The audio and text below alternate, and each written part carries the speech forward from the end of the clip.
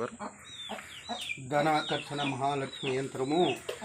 ఈ యంత్రము కానీ పూజ గది అందు ఉంచిన సకల సౌభాగ్యములు కలుగును.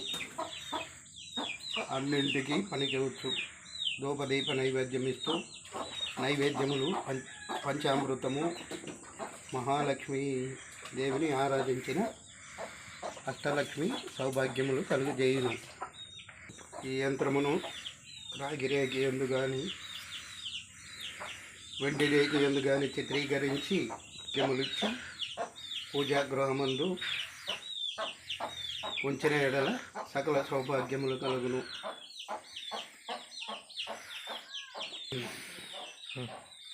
చెప్పేనా? అది నీ వాయిస్.